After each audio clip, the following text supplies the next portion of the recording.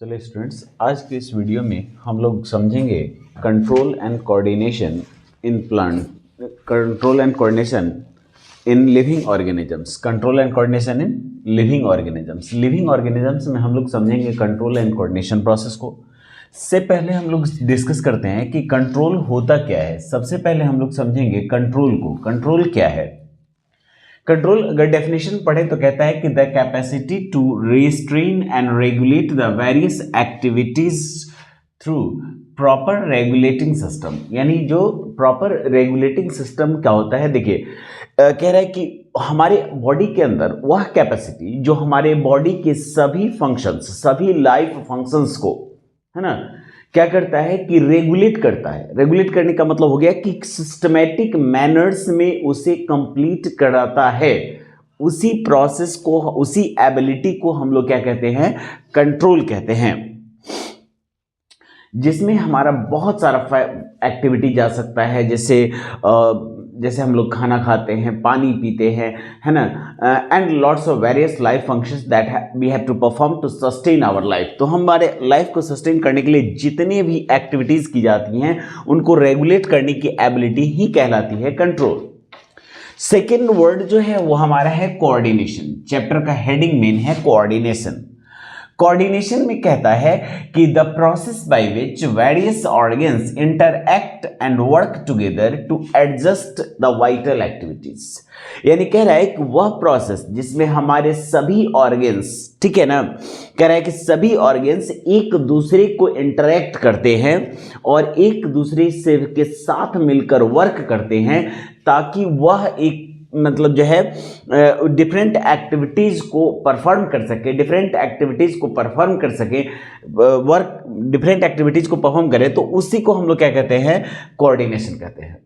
अब जैसे एग्जांपल में ले ले कि अगर हमें खाना खाना है तो इस खाना खाने का भी एक फंक्शन है और इसमें देखिए खाना को आपके जो डिश होती है उस डिश से उठाकर और अपने मुंह में डालना है। इसमें आपका हाथ, ठीक है, हाथ के साथ आपका माउथ, माउथ के साथ आपका टंग, टंग के साथ आपके आईज, ये सभी एक दूसरे को कोऑर्डिनेट करते हैं, तब जाकर आप एक सिंपल सा फूड कंज्यूम कर पाते हैं, खाना खा पाते हैं। ठीक है, ये सामान्य सी बात है, लेकिन इस पर सोचना चाहिए कि हम जो है वह किन किन ऑर्गन्स का यूज कर पाते हैं। इसमें टंग है, माउथ है, हैंड है, आईज है, ब्रेन है, सभी एक्टिविटीज जो है सभी जो है वो ऑर्गन्स एक्टिवेटेड हो जाती हैं, तब जाकर हम खाना खा पाते हैं। यहां तक कि कुछ इंटरनल ऑर्गन्स भी इस प्रोसेस को कोऑर्डिनेट करते हैं जो हमें बाहर से दिखाई नहीं देते हैं। तो इन्हीं ऑर्गन्स के आपस में कोऑर्डिनेशन से जब एक्टिविटीज कंप्लीट की जाएंगी तो ये कहलाएगा, क्या कहलाएगा? कोऑर्डिनेशन कहलाएगा। यानी आपस में सामंजस्य, हिंदी में कहे तो सामंजस्य, एक दूसरे को समर्थन देना, एक दूसरे के साथ देना, इसी को हम लोग कोऑर्डिनेशन कहते हैं। अब अगला वर्ड होता है कि देखिए कंट्रोल एंड कोऑर्डिनेशन को परफॉर्म करने के लिए जो कंट्रोल एंड कोऑर्डिनेशन होता है उसको मेनली स्टिम्युलेट करने वाला एक फैक्टर, एक रीजन होता है, जिस फैक्टर या रीजन को हम लोग कहते हैं स्टिम्युली। क्या कहेंगे इसे? स्टिम्युली कहेंगे। स्टिम्युली क्या होता है? कह रहा है कि the change in the environment, the change in the environment that bring about the response in living organisms। यानी हमारे एनवायरमेंट में आया हुआ, हमारे आसपास आया हुआ कोई भी चीज जो हमारे बॉडी में रिएक्ट या रिस्पॉन्ड कराता है, जो हमारे बॉडी में किसी भी तरह का चेंज लाता है, वह फैक्टर, वह रीजन, वही रीजन क्या कहलाएगा? स्टिम्युली कहलाएगा। यह स्टिम्युली कुछ भी हो सकता है, टेम्परेचर हो सकता है, यहाँ पर अर्थक्वेक हो सकता है, आपके कान में आने वाली कोई आवाज हो सकती है ना, और डिफरेंट टाइप्स ऑफ फैक्टर्स हो सकते हैं जो आपके बॉडी में चेंज लाते हैं। इवन कि आप मन में अगर कुछ सोच रहे हैं, अगर आप डर जाते हैं किसी चीज से, किसी चीज को देखकर, तो वो ऑब्जेक्ट भी आपके लिए क्या हो गया? स्टिमुलस हो गया। अगर आप कहीं जा रहे हैं, अगर कोई मतलब जो है क्या कहते हैं, इंसेक्ट्स अगर आपको काट लेता है तो वह भी क्या बन गया? उस समय के लिए स्टिमुलस बन गया। तो वो सभी चीजें, वो सभी फैक्टर्स जो हमारे बॉडी में किसी भी तरह का चेंज ला देते हैं, वह सारे फैक्टर्स क्या कहलाएंगे? स्टिमुलस कहलाते हैं। अब इन स्टिमुलस के संपर्क में, कांटेक्ट में आने पर हमारे बॉडी में कुछ चेंज भी आएगा। और जो चेंज किसी स्टिमुलस की वजह से जो भी जैसा भी चेंज हमारे बॉडी में आता है वह चेंज क्या कहलाता है? रिस्पॉन्स कहलाता है। क्या कहलाएगा? रिस्पॉन्स। तो ये कुछ इंपॉर्टेंट पॉइंट्स थे जो हमें इस चैप्टर में देखना है, और वो है कंट्रोल एंड कोऑर्डिनेशन। ठीक है, अब आप कंट्रोल एंड कोऑर्डिनेशन को समझ सकते हैं कि हमारे बॉडी में जितनी क्षमता है उसको हम लोग कहेंगे कंट्रोल। हम जितनी क्षमता, जितनी एबिलिटी है जिससे कि हम अपने ऑर्गन्स पर, अपने पार्ट्स पर कंट्रोल कर सकते हैं, अपने एक्टिविटीज को रेगुलेट कर सकते हैं, वही आपकी एबिलिटी क्या कहलाएगी? क्षमता क्या कहलाएगी? वह कहलाएगी आपका कंट्रोल। और उसी के अनुसार आपका आ जाएगा कोऑर्डिनेशन, फिर स्टिमुलेशन। अब देखिए, कंट्रोल एंड कोऑर्डिनेशन प्रोसेस जो होगा वह दोनों ऑर्गेनिजम्स में होगा। याद रखिएगा, दोनों ऑर्गेनिजम्स में भी होगा, प्लांट्स में भी होगा और एनिमल्स में भी होगा। लेकिन प्लांट्स और एनिमल्स में control and coordination different type से होता है, डिफरेंट मेथड, तरीका बदल जाता है उनका। क्या तरीका बदलेगा? देखिए, प्लांट्स जो होते हैं वह नॉन मोटाइल है, ठीक है, यानी वो चलते फिरते नहीं है, जबकि animals most probably most animals जो होते हैं वह मोटाइल होते हैं, चलते हैं, स्थान बदल देते हैं, है ना। लेकिन प्लांट्स तो ऐसा नहीं करते हैं। तो प्लांट्स, अच्छा, उनकी कंस्ट्रक्शन ऑफ बॉडी और एनिमल्स की कंस्ट्रक्शन ऑफ बॉडी में डिफरेंस होता है, इसलिए इनके कंट्रोल एंड कोऑर्डिनेशन के वेज में भी डिफरेंस हो जाएगा। प्लांट्स जो है वह जो फंक्शंस परफॉर्म करते हैं, जो कंट्रोल एंड कोऑर्डिनेशन प्रोसेस को परफॉर्म करते हैं, अगर हम बात करें प्लांट्स की, अगर हम सिर्फ बात करें प्लांट्स की, तो देखिए प्लांट्स में जो है वह मूवमेंट प्रोसेस होता है, और वह अपने बॉडी के पार्ट्स को मूव करके, बॉडी के पार्ट्स को जो है वह रेगुलेट करके, और यहाँ पे कंट्रोल एंड कोऑर्डिनेशन प्रोसेस को परफॉर्म करते हैं।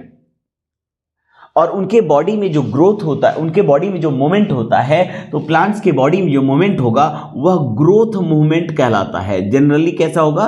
ग्रोथ मूवमेंट होगा। अच्छा, इसी ग्रोथ मूवमेंट, ठीक है, ग्रोथ मूवमेंट के थ्रू वह कंट्रोल एंड कोऑर्डिनेशन प्रोसेस को, ग्रोथ मूवमेंट के थ्रू वह कंट्रोल एंड कोऑर्डिनेशन प्रोसेस को परफॉर्म करते हैं।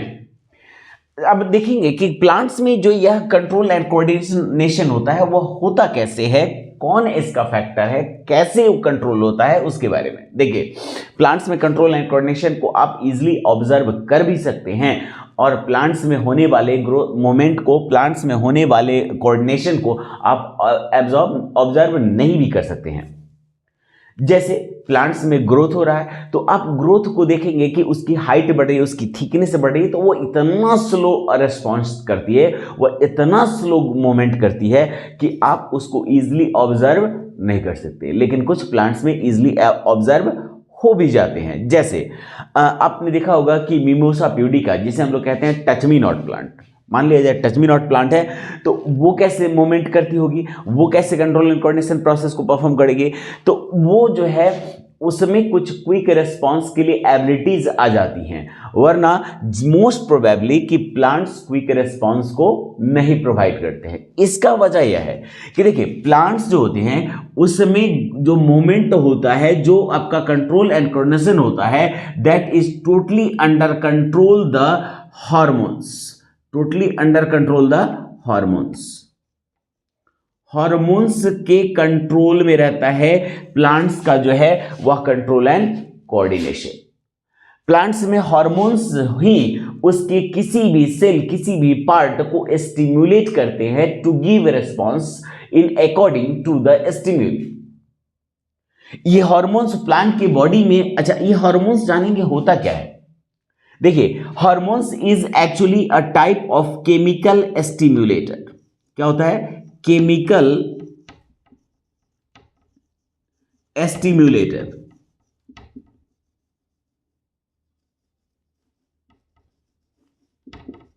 ठीक है।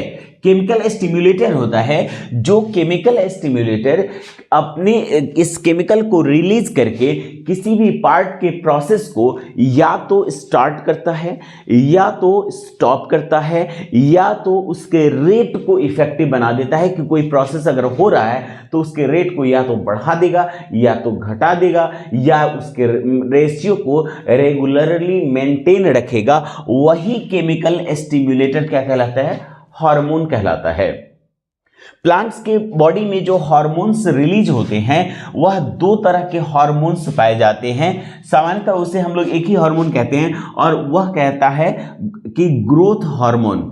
ठीक है, कौन सा हार्मोन होगा? Growth hormone. ठीक है, दो तरह का हार्मोन होगा, और एक होगा ग्रोथ हार्मोन और दूसरा होता है जिसे हम लोग कहते हैं, ग्रोथ हार्मोन को हम लोग दूसरे वर्ड में कह सकते हैं ग्रोथ प्रमोटर्स। ग्रोथ हार्मोन्स जो होता है, एक होगा ग्रोथ प्रमोटर्स, ठीक है, ग्रोथ प्रमोटर्स, और दूसरा जो होता है वह होता है आपका ग्रोथ इनहिबिटर। ग्रोथ इनहिबिटर, ठीक है, ग्रोथ इनहिबिटर होता है। ग्रोथ प्रमोटर्स ग्रोथ को प्रमोट करेगा, ग्रोथ को बढ़ावा देगा, किसी भी पार्ट की ग्रोथ को बढ़ा देगा। और ग्रोथ इनहिबिटर जो है वह उस होने वाले ग्रोथ को ग्रोथ का क्या करेगा? तो वह विरोध करेगा, वह उसका अपोज करेगा कि ये ऐसा नहीं होना चाहिए। एक सपोर्ट करेगा, समर्थन करेगा, भाई तुम ऐसा करो, ठीक है, आगे बढ़ो, आगे बढ़ो, ठीक है, ऐसा करो। लेकिन दूसरा क्या करता है? कहता है कि नहीं, हम ये काम होने ही नहीं देंगे, नहीं ये गलत बात है, हम इसका विरोध करते हैं। होता है ना, सरकार में भी होता है कि मतलब दो तरह के लीडर्स हमारे संसद में जाते हैं। एक होता है जो कहता है कि जो सरकार चलाता है, और दूसरा जो है वो उसका विरोध करेगा, अपोजिशन जिसे हम लोग कहते हैं। ठीक है, एक सत्ता पक्ष एक विपक्ष होता है, तो सत्ता पक्ष कहेगा कि हम ये करेंगे, विपक्ष कहेगा नहीं हम ये करने ही नहीं देंगे। तो वही बात यहाँ पे भी होती है। ये मान लीजिए कि प्रमोटर आपका सत्ता पक्ष है जो कहता है कि नहीं भाई हम ये काम करेंगे, हम लॉ बनाएंगे, और ये जो इनहिबिटर है इसे मान लीजिए कि विपक्ष है, ये कहता है कि नहीं हम तुम्हारे विपक्ष में बैठेंगे, तुम कुछ भी करो, हम तुमको करने ही नहीं देंगे। तो ये दोनों मिलकर प्लांट्स के बॉडी में ग्रोथ है ना, ग्रोथ प्रोसेस को कंट्रोल करते हैं। ठीक है स्टूडेंट्स, तो अब हम लोग देखेंगे कि प्लांट में ग्रोथ कैसे होता है, कहां पर होता है, कौन कौन से हार्मोन्स होते हैं। देखिए, प्लांट्स में जो हार्मोन्स होता है मेनली वह इसके जो है वह न्यूली मतलब जो नए ग्रोइंग पार्ट्स होते हैं उन ग्रोइंग पार्ट्स में ही इनके हार्मोन्स फॉर्म होते हैं, जिसमें इसके एपिकल पार्ट्स आते हैं। कौन से पार्ट्स? एपिकल पार्ट्स, चाहे वो एपिकल रूट हो, एपिकल शूट हो। आपने क्लास 9 में पढ़ा होगा apical meristem, lateral meristem and intercalary meristem. तो that is the apical parts of the plant. तो जहां भी एपिकल पार्ट होगा उस एपिकल पार्ट में इसका फॉर्म होगा हार्मोन, और ये पूरे बॉडी में ट्रांसपोर्ट किया जाएगा ताकि सभी पार्ट्स में उसके जो फंक्शंस हैं उसे रेगुलेट किया जा सके। समझ गए ना? तो इस तरह से हार्मोन्स जो हैं वो प्लांट के बॉडी में एक इंपॉर्टेंट रोल को प्ले करता है। अब इस प्लांट के कंट्रोल एंड कोऑर्डिनेशन के बारे में डिटेल इंफॉर्मेशन हम लोग नेक्स्ट वीडियो में देखेंगे। देखिए, प्लांट्स में तो केवल और केवल हार्मोन्स की बात हो रही थी। प्लांट्स में केवल क्या होता है? हार्मोन्स की। तो इसमें केवल और केवल जो है वो हार्मोन्स कोऑर्डिनेशन होता है। लेकिन अगर एनिमल्स में बात करें, अगर हम बात करें एनिमल्स में, तो एनिमल्स में जो है वह दो तरह का कोऑर्डिनेशन सिस्टम होता है। पहला होता है हार्मोन कोऑर्डिनेशन, ठीक है, हार्मोन्स का सिस्टम होता है, ठीक है। और दूसरा होता है आपका नर्वस, हार्मोन्स और नर्वस, दो सिस्टम होता है। तो प्लांट्स में हो गया केवल और केवल हार्मोन सिस्टम, जिसे हम लोग कह सकते हैं एंडोक्राइन सिस्टम। और एनिमल्स में दो सिस्टम होता है, एक होता है एंडोक्राइन, ठीक है ना, एक होता है एंडोक्राइन सिस्टम, ठीक है। और दूसरा जो हो जाता है वह हो जाता है आपका कौन सा? तो दूसरा हो जाता है आपका नर्वस सिस्टम, नर्वस सिस्टम होता है। तो दो सिस्टम एनिमल्स में है, और प्लांट्स में क्या है? केवल और केवल एक सिस्टम, एकमात्र और एक सिस्टम, वह होता है आपका कौन सा? एंडोक्राइन सिस्टम, जो हार्मोन सिस्टम कहलाता है, और यही इसके कोऑर्डिनेशन में। तो इसलिए दोनों में डिफरेंस है। प्लांट्स क्विक रिस्पॉन्स जनरली नहीं कर सकते, जबकि एनिमल्स क्या करेंगे, दो सिस्टम होने की वजह से वो क्विक रिस्पॉन्स को प्रोवाइड कर सकते हैं। ठीक है स्टूडेंट्स, डिटेल में डिस्कस करेंगे हम लोग नेक्स्ट वीडियो में। Thank you.